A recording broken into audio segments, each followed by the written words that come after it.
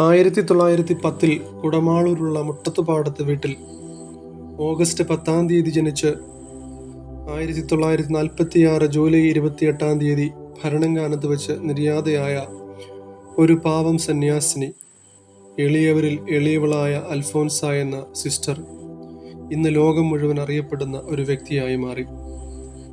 തൻ്റെ ജീവിതത്തെ സഹനങ്ങളുടെ കാഴ്ചപ്പാടിലൂടെ കണ്ടതുകൊണ്ടാണ് ദൈവം അവളെ ഉയർത്തിയത്. സന്യാസിനിയാകണമെന്നുള്ള ആഗ്രഹം ചെറുപ്പം മുതൽ അവളിൽ രൂഢമൂലമായിരുന്നു.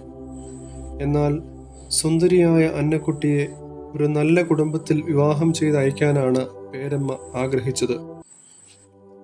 ഒരു വിവാഹം ഉറപ്പിക്കുകയും ചെയ്തു.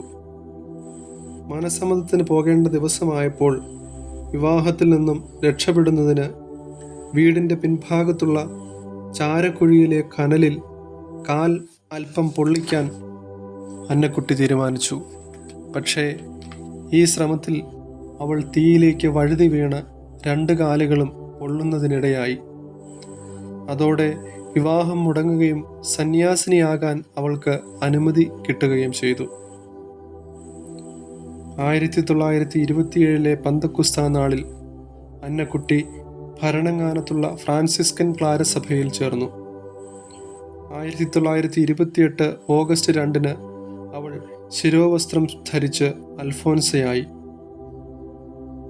ഉപരിപഠനത്തിന് ശേഷം 1930 മെയ് 19 അവൾ സഭാവസ്ത്രം സ്വീകരിച്ചു. 1936 ആഗസ്റ്റ് 12 നിത്യവ്രത വാഗ്ദാനം ചെയ്ത് സിസ്റ്റർ അൽഫോൻസ ഈശോയുടെ സ്വന്തമായി തീർന്നു. കന്യകാലയത്തിൽ പ്രവേശിച്ചതു മുതൽ മരണം വരെ സിസ്റ്റർ അൽഫോൻസ രോഗിണിയായിരുന്നു. കഠോരമായ രോഗങ്ങളാലും മാനസിക വേദനയാലും അവൾ നിരന്തരം പീഡിപ്പിക്കപ്പെട്ടിരുന്നു. ഈശോയോടുള്ള സ്നേഹത്താൽ നിറഞ്ഞ് തൻ്റെയും മറ്റുള്ളവരുടെയും വിശുദ്ധീകരണത്തിനായി തൻ്റെ എല്ലാ സഹനങ്ങളും കാഴ്ചവെച്ചു. ഒരിക്കലും ഒന്നിനും പരാതിപ്പെട്ടിരുന്നില്ല. 1946 ജൂലൈ 28 സിസ്റ്റർ അൽഫോൻസ തൻ്റെ സഹനബലി പൂർത്തിയാക്കിക്കൊണ്ട് സഹനത്തിൻ്റെ മഹത്വ കിരീടം പ്രാപിക്കാനായി മാലാഖമാരുടെ നാട്ടിലേക്ക് പറന്നുപോയി. 1984 നവംബർ 6 ധന്യ, 1986 ഫെബ്രുവരി 8 വാഴ്ത്തപ്പെട്ടവൾ എന്നിങ്ങനെ പടിപടിയായി ഉയർത്തിക്കൊണ്ട് തിരുസഭ അൽഫോൻസാമയുടെ വിശുദ്ധിയെ അംഗീകരിച്ചു.